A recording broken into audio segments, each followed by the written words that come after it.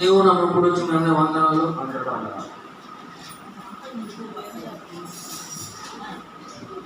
ఇప్పుడు మనం ఒక ఆమె గురించి తెలుసుకున్నాం. ఆమె పేరు లోతు భార్య. ఆమె పేరు లేదు బైబుల్లో. ఆమె పేరు ఏంటి? లోతు భార్య గురించి తెలుసుకున్నాం. 8 లోతు భార్య గురించి యేసుక్రీస్తు ఒక మాట అంటాడు. ఏంటంటే లోతు భార్యని జ్ఞాపకం చేసుకోండి. ఈలోగా 17 జ్ఞాపకం చేసుకోమంటాడు యేసు. లూకా 17:32 చదవండి.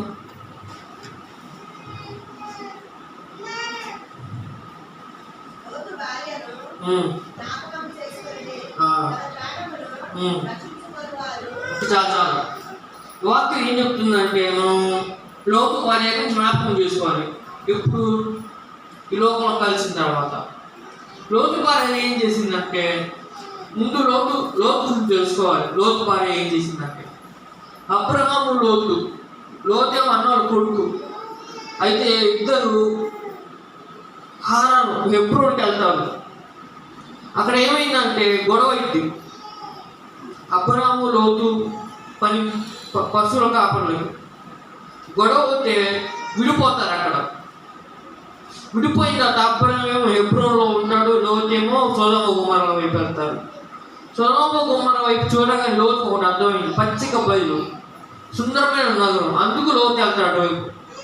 మరి అబ్రహాము ఎందుకు విశ్వాసం చెప్పుకున్నాడు ఆ పట్టణాన్ని, హెబ్రోన్ని.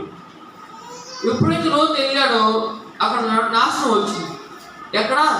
సొదొమ గొమొర్రా పట్టణాలు తల్లి. వాళ్ళు మోసగాళ్ళు, దుర్మార్గులు, పాపంలో నీళ్ళు తేలేరు దుర్మార్గులు సొదొమ గొమొర్రా జనాలు. ఏమైందంటే ఇంకా దేవుడు కోపం వచ్చినాడు మీద.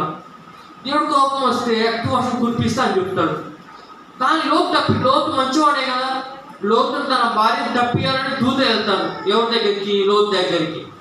దూత వెళ్ళిన తర్వాత ఏమైందంటే వాళ్ళు బెతులారి లాక్కొని వస్తారు గౌనికి.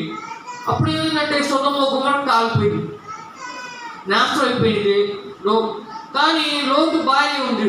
ఈ లోతు భార్య ఏం చేసిందంటే తనకి ఇష్టం సొదొమ గొమొర్రా అంటే, అందుకు వెనక్కి తిరిగి చూసింది. దూత ఏం చెప్పింది అంటే మీరు వెనక్కి తిప్పడంతో వెళ్ళిపోండి కొండల వైపు అంటే, లోతు భార్య ఏం చేసింది? వెనక్కి తిరిగి చూసింది. చూస్తే ఏమైంది? ఉప్పు స్తంభం అయిపోయింది. మనం లోతు భార్య గురించి కొన్ని విషయాలు తెలుసుకోవాలి. అసలు లోతు భార్య లోతు ఏం చేశాడంటే ఫస్ట్ పాయింట్, అబ్రహాము కుటుంబంలో స్నేహాన్ని కొనసాగించలేదు. అబ్రహాముతో సంబంధాన్ని తెచ్చుకున్నాడు ఈ లోకాన్ని చూసి. ఇక్కడ అబ్రహాము హెబ్రోన్లో ఉంటే లోతేమో సొదొమ గొమొర్రాలో ఉన్నాడు. లోతుకి సొదొమ గొమొర్రా ఇంపుగా కనపడింది. అంటే అక్కడ అన్నీ ఉన్నాయి, మంచినీళ్ళు ఉన్నాయి, పచ్చిక బయలు అంటే అన్నీ ఉన్నాయి. అది చూస్తే ఆకర్షింపబడతారు. ఈ లోకం కూడా అంతే, పచ్చిక బయలు ఉంటాయి, నీళ్లు, సమృద్ధి నీళ్లు అన్నీ ఉన్నాయి. కానీ ఈ లోకం ఎప్పటికీ నాశనం అయిపోయింది. హల్లెలూయా. మనం ఈ లోకం వైపు చూడకూడదు. మనం ఆత్మీయులతో సంబంధం కలిగి ఉండాలి, ఆత్మీయులు విడిపోకూడదు. తెలుసుకోవాల్సిన పాయింట్ ఇది. ఆత్మీయ సంబంధం కలగాలి. ఎప్పుడైతే అబ్రహాము విడిచిపోయాడో లోతుకి శ్రమ వచ్చింది. ఆశీర్వాదం అబ్రహాముకి ఆశీర్వాదం వచ్చింది, లోతుకి శ్రమ వచ్చి పడింది. ఇంకో రెండో పాయింట్ ఏంటంటే దేవుడు సరైన ప్రాధాన్యత ఇవ్వలేదు లోతు భార్య. ప్రాధాన్యత ఇవ్వకపోతే దేవుడి కుటుంబాన్ని దేవుడు ఏం కోరుకుంటాడు? పిల్లలను కోరుకుంటారు. మీ పిల్లలు నాలో పెంచమని కోరుకుంటారు. కానీ లోతు ఏం చేశాడు? లోకంలో పెంచాడు. అర్థమవుతుందా మీకు? దేవుడు ఏం కోరుకుంటారు? పిల్లలు దేవుడు ప్రేమలో పెంచాలి, దేవుడు ఆత్మలో పెంచాలి. కానీ లోతు వాళ్ళ భార్య ఏం చేశారు? సొదొమ గొమొర్రా వైపు వెళ్ళారు, నాశనం తెచ్చిపెట్టింది. దేవుడికి సరైన ప్రాధాన్యత ఇవ్వలేదు వాళ్ళు. మూడోది ఏంటంటే ఆతిథ్యం అంటే ఏంటంటే లోతు వాళ్ళ భార్య భోజనం పెట్టింది దూతలకి. అదేవిధంగా అబ్రహాము కూడా పెట్టాడు. మనకి తేడా ఏంటంటే లోతు బలి ఇవ్వలేదు జంతువులు. అర్థమవుతుందా? కానీ అబ్రహాము బలిచ్చాడు జంతువులు. దేవుడు ప్రాధాన్యత ఇవ్వాలి ముందు. ఫస్ట్ మనం నేర్చుకోవాల్సింది ఏంటంటే దేవుడు ముందు స్థానం ఇవ్వాలి. ప్రార్థనలోను, పనుల్లోను, అన్ని విషయాలు మనం ముందు స్థానం ఇస్తున్నట్టు ఆశీర్వాదం వచ్చింది. దానిలో పాయింట్ ఏంటంటే రక్షణ పట్ల నిర్లక్ష్యం చేసింది. అక్కడ రక్షణ ఏముందంటే వీళ్ళందరికీ తిరిగి చూడకూడదు. సొదొమ గొమొర్రా బాగా రక్షణ. కానీ లోతు భార్య ఏం చేసింది? ఎందుకు చూసిందా లేదా? చూసింది. వెనుక చూడడం ఏమైంది? ఉప్పు అయింది. ఇప్పుడు నేర్చుకోవాల్సిన ఉప్పు స్తంభం అయింది. ఇప్పుడు నేర్చుకోవాల్సింది అంటే మన లోకం వైపు చూడకూడదు. ఈ లోకంలో సమృద్ధి ఉంది, అన్నీ ఉన్నాయి, కానీ ఎప్పటికైతే ఈ లోకం నాశనం అయిపోయింది. ఎప్పుడైతే లోతు భార్య ఎన్ని తిరిగి చూసిందో నాశనం అయిపోయింది. లోతు భార్య ఉప్పు స్తంభం అయిపోయింది. ఉప్పు స్తంభం అయితే పారిపోయారు, ఆ ఉప్పు స్తంభం అయిపోయింది. తెలుసుకోవాల్సిన నీతి ఏంటంటే ఈ లోకం వైపు చూడకూడదు. ఇప్పుడు ఈ లోకం ఎప్పుడు నాశనమే. ఈ లోకం ఇప్పుడు సంతోషం ఉన్న నాశనానికి గురి చేస్తుంది. ఎప్పటికైతే లోకాన్ని కోరుకోకూడదు మనం. ఇంకో పాయింట్ ఏంటంటే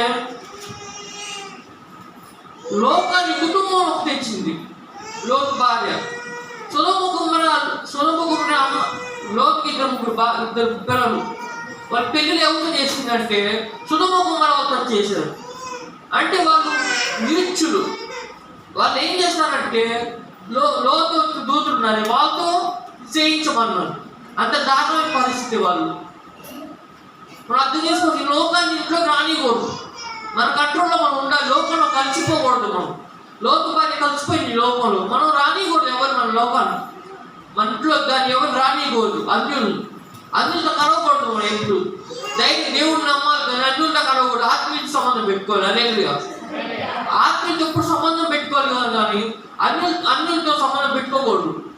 అన్యులతో సంబంధం పెట్టుకోవద్దు, శుభమని కూడా పడకూడదు అన్నారు ఏసైతే.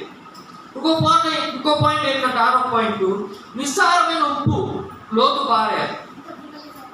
మనం తెలుసుకోవాల్సింది ఏంటంటే ఈ లోకానికి ఉప్పై ఉన్నాం మనం. హల్లెలూయా. ఉప్పు అంటే ఉప్పు లేకపోతే బాగుంటుందా? బాగుంటుందా? మనం కూడా ఉప్పై ఉండాలి. ఈ లోకంలో మనం రుచికరంగా ఉండాలి ఎప్పటికైనా.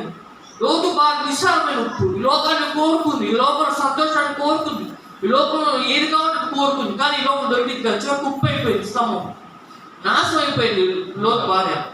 మనం తెలుసుకోవాల్సిందంటే ఈ లోకంలో ఉప్పై ఉన్నాం. ఎప్పుడు మంచి చేయాలి, చెడు చేయకూడదు.